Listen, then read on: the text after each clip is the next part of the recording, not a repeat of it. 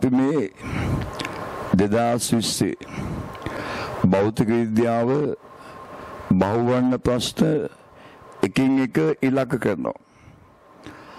අද අපි කෝණික ගම්මිතා සංස්කෘතියේ බහුවර්ණය තමයි මොන විදිහට ලැබෙයිද කියලා හදාගන්න යන්නේ. හැමදාම තියෙනවා කෝණික ගම්මිතාවෙන් බහුවර්ණයක්. මේක තියෙන්නේ කෝණික ගම්මිතා සංස්කෘතිය. ඒ කියන්නේ භ්‍රමණේ වන හෝ භ්‍රමණේ විහේකි වස්තු පද්ධතියක භ්‍රමණාක්ෂයට සාපේක්ෂව බාහිර විවර්තනයක් ක්‍රියා නොකරන විට එයාගේ කෝණික ගම්මිතාවේ වෙනස් වෙන්නේ I ඔමේගා නියතයක්. අපි මේකේ මූලික સિદ્ધාන්ත කලින් වීඩියෝ එකල ඒක බලලා මේක බලනවා ලීසි. ඒක තමයි સિદ્ધාන්තය තියෙන්නේ. කෝණික ගම්මිතාව කියන්නේ I ඔමේගා. I අවස්ථිත ගුණය ඔමේගා කෝණික ප්‍රවේගය. එතකොට බාහිර විවර්තනයක් නැත්තම් මේක වෙනස් වෙන්නේ මේ දෙන්නගේ ගුණිතේ I ඔමේගා ගුණිතේ වෙනස් වෙන්නේ. බාහිර විවර්තනයක් නැතුව I වෙනස් කළොත් ඒකට හරියන්න ඔමේගා වෙනස් වෙලා I ඔමේගා නියතව තියාගන්නවා. අවස්ථා දෙකක් ගත්තොත් I1 ඔමේගා 1 සමානයි I2 ඔමේගා 2.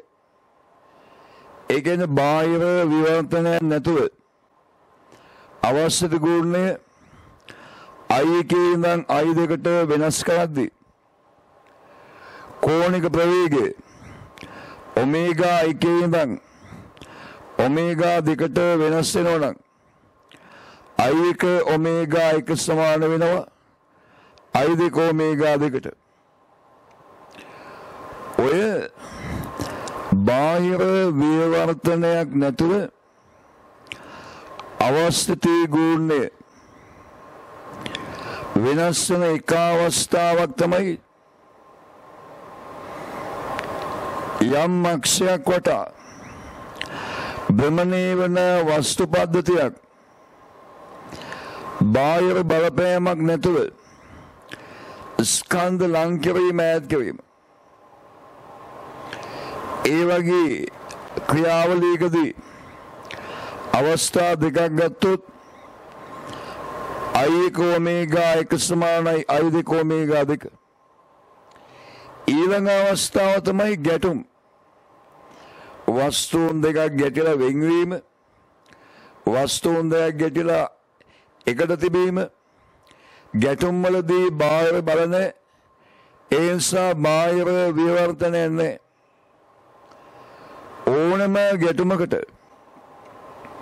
ගැටුමන පෙර රේඛීය ගම්මිතාවයයි ගැටුමෙන් පස්සේ රේඛීය ගම්මිතාවය සමානයි. ඒ වගේම ගැටීමෙන් පස්සේ ගැටුමන පෙර භ්‍රමණය වෙනවා නම් අපි ගන්නේ ගැටුමට පෙර කෝණික ගම්මිතාවය සමානයි ගැටුමෙන් පස්සේ කෝණික ගම්මිතාවය. මේ අවස්ථා දෙක තමයි කෝණික ගම්මිතා සංස්කෘතියේ බහුවර්ණීය අවස්ථා දෙක. එකක් ස්කන්ධ ලං වීම ඈත් වීම, අනිත් එක ගැටිලා එක්ක එකතු වීම නැත්නම් ඈත් වීම. අපි මේ ගැටුම් වලින් මෙතෙක් විභාගයට ආපු නැති අවස්ථාවක් සැලකමු. මෙතෙක් ආපු නැති එකක්. මේ තියන්නේ අපි විභාගදී බලාපොරොත්තු වෙන ගානක්. මේ වගේ තැටියක් තියෙනවා අර වන තැටියක් භ්‍රමණාක්ෂය වටා අවශ්‍ය ගුණයයි මෙයා ආරම්භයේදී නිශ්චලතාවයේ තියෙන්නේ ස්කන්ධේ එම්මන අංශුවක් වී ප්‍රවේගයෙන් ඇවිල්ලා මෙයාගේ පරිධියේ ගැටිලා මෙයත් එක්ක ඇලෙනවා. මේම ගැටිලා මෙයත් එක්ක ඇලෙනවා. ඉම්පස් මේ පද්ධතියම භ්‍රමණය වෙනවා. ඒ භ්‍රමණය වන කෝණික ප්‍රවේගය අහන්නේ ආරම්භයේදී තැටිය නැවතිලා තියෙන්නේ එයාගේ අරේ කැපිටල් R ස්කන්ධේ එම්මන අංශුවක් වී වේගයෙන් ඇවිත් භ්‍රමණ චලිතයක් නැතුව වී වේගයෙන් ඇවිත් පරිධිය මත ලක්ෂයේ ගැටෙනවා. ගැටිලා සංයුක්ත වස්තුවක් වෙනවා. මේ ගානේ අහන්න පුළුවන් ගැටුමෙන් පස්සේ පද්ධතියේ කෝණික ප්‍රවේගය අපි කරන්නේ ගැටුමට පෙර පද්ධතියේ කෝණික ගම්මිතාවේ ගැටුමෙන් පස්සේ පද්ධතියේ කෝණික ගම්මිතාවේ සමාන කරන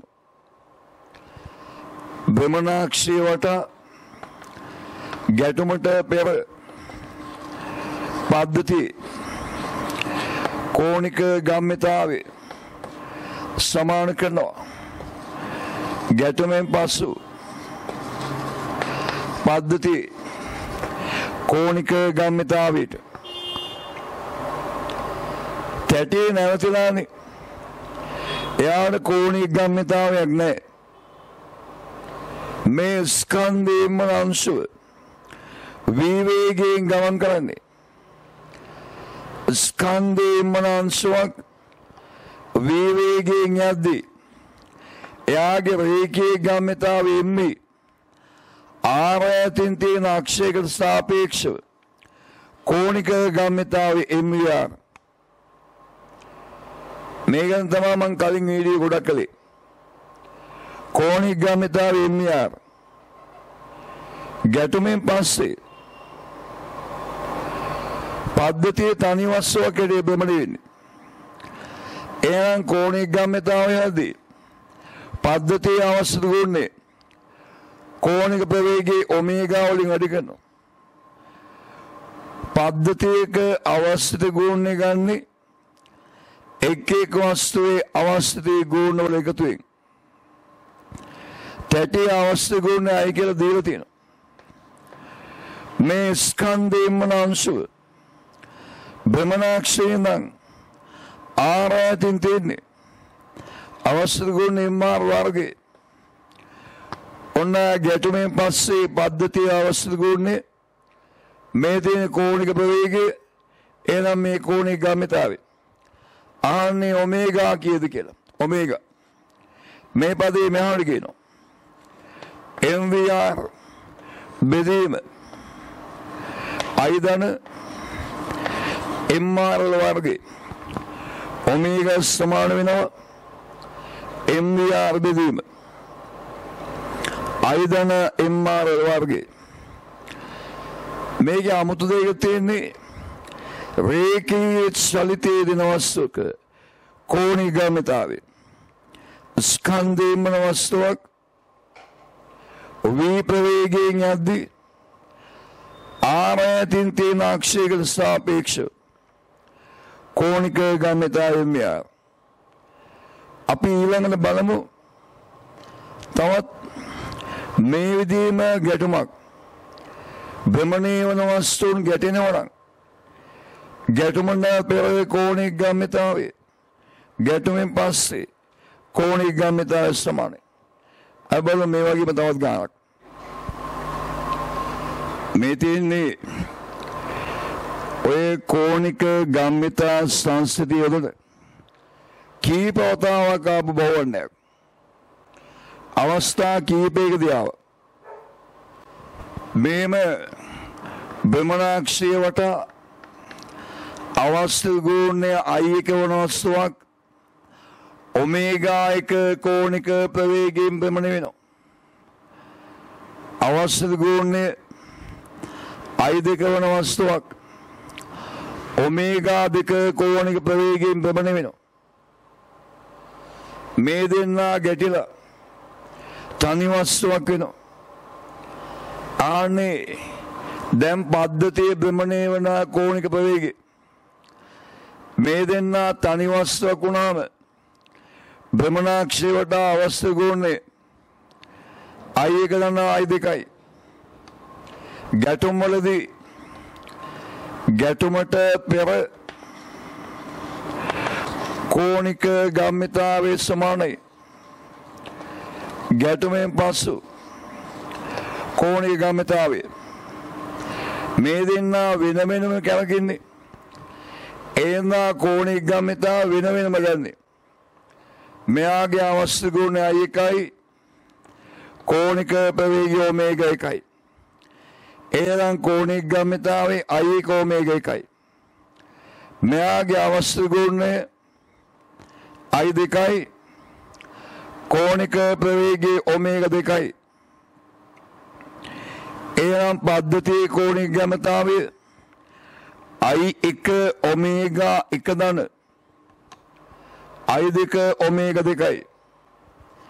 ගැටුමෙන් පස්සේ එකට භ්‍රමණය වෙන්නේ. පද්ධතියේ අවශ්‍ය ගුණය I එක දන I දෙකයි. වැඩි කරනවා කෝණික ප්‍රවේගයේ ඔමේගා වලින්. ඔන්න ගැටුමෙන් පස්සේ කෝණික ගම්මිතාවේ I එක දන I දෙක ඔමේගා. එහෙනම් ඔමේගා සමාන වෙනවා I එක ඔමේගා එක වෙන I එක ඔමේගා එක දන I දෙක ඔමේගා දෙක බෙදීම I එක දන I දෙක I එක දන I දෙක බෙදීම I එක දන I දෙක. දැන් හිතන්න ආරම්භයේදී මෙයා අනිත් පැත්තට භ්‍රමණය වුණේ කියලා. ඔමේගා එක තියෙන මේ පැත්තට කියලා. මෙයා මේ දිශාවට භ්‍රමණය වුණේ. ගැටුමෙන් පස්සේ පද්ධතිය මෙයාගේ පැත්තටම භ්‍රමණය වෙනවා කියලා. දැන් කෝණික ගම්මිතා සංසිඳනකොට මෙයා අනිත් පැත්තට භ්‍රමණය වෙන්නේ.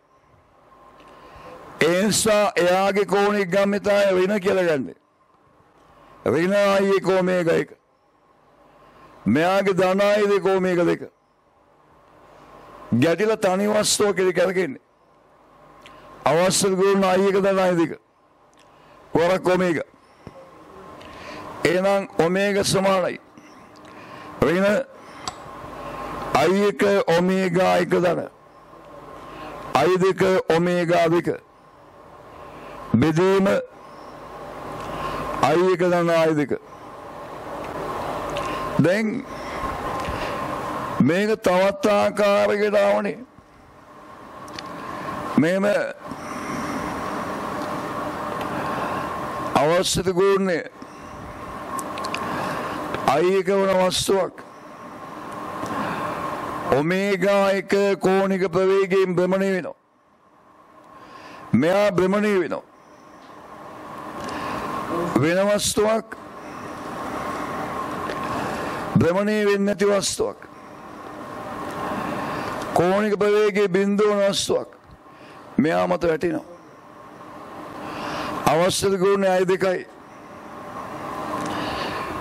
වැටිලා මේ දෙන්න තනි වස්තුවක් වුණොත් මේ දෙන්න තනි වස්තුවක් වුණොත් එහෙම තනි වස්තුවක් කෙරේ කරකොඩොත් දැන් කෝණික ප්‍රවේගය යන්නේ අපි හිතමු ඔමේගා දෙකයි කියලා. දැන් දෙන්නම එකට කරගෙන්නේ. එතකොට පද්ධතිය අවශ්‍ය ගුණේ I එක දන I දෙක. ආරම්භයේදී මෙයාන කෝණික ගම්මිතාවය යන්නේ. එහෙනම් ගැටුමට පෙර කෝණික ගම්මිතාවේ I එක ඔමේගා එක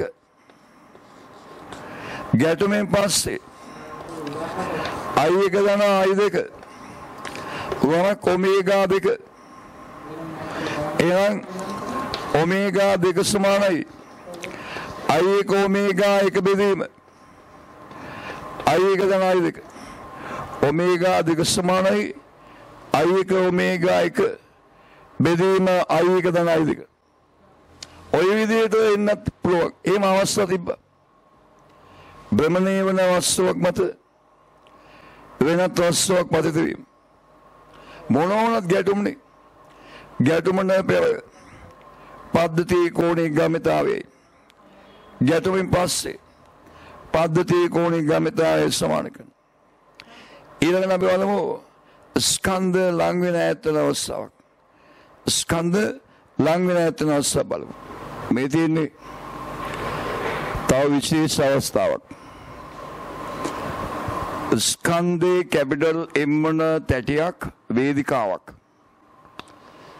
තිරස් තලයක සිරස් අක්ෂයක් කොට ඔමේගා බිඳුව කෝණික ප්‍රවේගයෙන් භ්‍රමණය වෙනවා. පරිධිය මත ස්කන්ධ එම්මන මිනිසෙකුත් හිටනවා. ගාර්ෂණයෙන් තොරව භ්‍රමණය වෙන්නේ. සිරස් අක්ෂයක් කොට තිරස් තලයක ඔමේගා බිඳුව කෝණික ප්‍රවේගයෙන්. දැන් මේ මිනිසා වේදිකාව දිගේ ඇවිදගෙන ආර්බෙදීම දෙකක් ඈතට එනවා. අන්නේ වෙලාවේ කෝණික ප්‍රවේගය කීයද කියලා අහනවා. අපි හිතමු ඔමේගා කියලා. මේ තියෙන භ්‍රමණය වන වස්තු පද්ධතියක ස්කන්ධ ලංවීම ඇතිව. භ්‍රමණය වන වස්තු පද්ධතියක ස්කන්ධ ලංවීම ඇතිව. බාහිර විවර්තනය නැහැ. එනම් පළවෙනි අවස්ථාවේ I ඔමේගයි දෙවෙනි අවස්ථාවේ I ඔමේගයි සමානයි. මෙතන අවස්ථ ගුණ I1 කියලා දන්න. තැටියක අවස්ථ ගුණය භාගයේ MR වර්ගයේ ස්කන්ධේ එම්මන නිසා භ්‍රමණාක්ෂය නම් R ඇතින්නේ. එයාගේ අවස්ථ ගුණේ M සිම්පල් MR වර්ගය. එහෙනම් පළවෙනි අවස්ථාවේ පද්ධතිය අවස්ථ ගුණේ R වර්ගයේ පොදුයිනේ. භාගයයි කැපිටල් M දන සිම්පල් M. භාගයේ කැපිටල් M දන සිම්පල් M. දෙවෙනි අවස්ථාව බලන්න. අවස්ථ ගුණේ තැටිය අවස්ථ ගුණේ වෙනස් වෙන්නේ. භාගයේ MR වර්ගයේ ස්කන්ධේ එමන මිනිසා භ්‍රමණාක්ෂය නම් R බෙදීම දෙකක් ඈත ඉන්නේ. අවස්ථ ගුණේ M වරක් R බෙදීම දෙකේ වර්ගය. එහෙනම් I2 සමානයි R වර්ගයේ පොදුයි.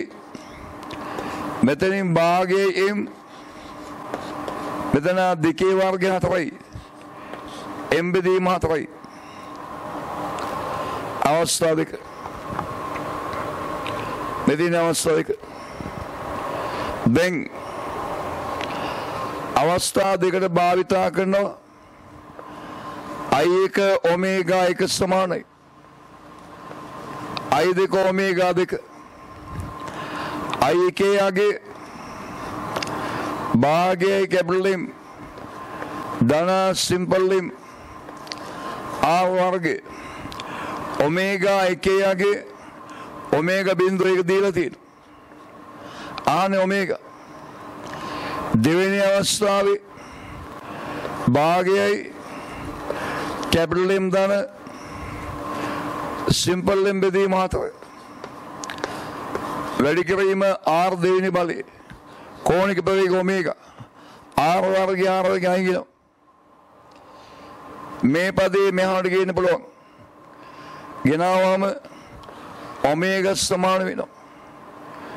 මෙතන භාගයයි කැපිටල් M ධන සිම්පල් M ඔමේගා බිඳුව. බෙදීම භාගයයි කැපිටල් M දාන සිම්පල් M බෙදීම හතර. මේක සුළු කරන්න පුළුවන් වුණ පොදුවයි. පොදු වරයෙන් සුළු කරන්න පුළුවන්. ගාන හදන ක්‍රමය ඔක. මේ විදිහට භ්‍රමණය වන වස්තු පද්ධතියක ස්කන්ධ ලංවීම ඇතිමේදී බාහිර විවර්තනයක් නැහැ. ඒ අවස්ථාවේදී අපට කෝණික ගම්මිතා සංස්කෘතිය භාවිතා කරන්න පුළුවන්. ඒ අවස්ථාවෙත් කෝණික ගම්මිතා සංස්කෘතිය. එතකොට කෝණික ගම්මිතා සංස්කෘතියෙන් ගණන් වෙන ප්‍රධාන අවස්ථා දෙකයිද. එකක් තමයි භ්‍රමණය වන වස්තුන් ගැටෙන එක. එක්කෝ භ්‍රමණය ගැටෙන්න කලින් භ්‍රමණය වෙනවා. නැත්තම් ගැටුමෙන් පස්සේ භ්‍රමණය වෙනවා. එහෙම භ්‍රමණය වෙන වස්තුන් ගැටෙන එක. ඒකට දාන්නේ ගැටුමන පෙර කෝණික ගම්මිතාවේ සමානයි ගැටුමෙන් පස්සේ.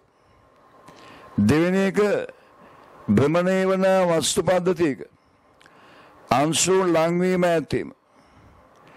ඒත් බාහිර විවර්තනයක් නැහැ. එතකොටත් කෝණික ගම්මිතා සංස්කෘතිය. මේකෙන් තමයි මේ දෙකෙන් තමයි ගණන් එන්නේ. මේක හරියට භාවිතයට පුරුදු වෙන්න බොහෝ විට විභාගදී මේකෙන් ගණනක් එනවා. ඊටාම ලේසියෙන් හදාගන්න පුළුවන් ගණනක්. ඊටාම ලේසියෙන් හදන්න පුළුවන් ගණනක් කියන විභාගදී. ඔය අවස්ථා දෙක කීපවතාවක් බලලා තමන් ගාව ඒ විදිහේ ගණන් තියෙනවා නම් ඒව හදාගන්න. ඒවට සූදානම්ගෙන විභාගදී ලේසියෙන් හදාගන්න පුළුවන් බහුවර්ණයක්. අපි තවත් වීඩියෝකින් තව විභාග බහුවර්ණයක් ගැන සාකච්ඡා කරනවා.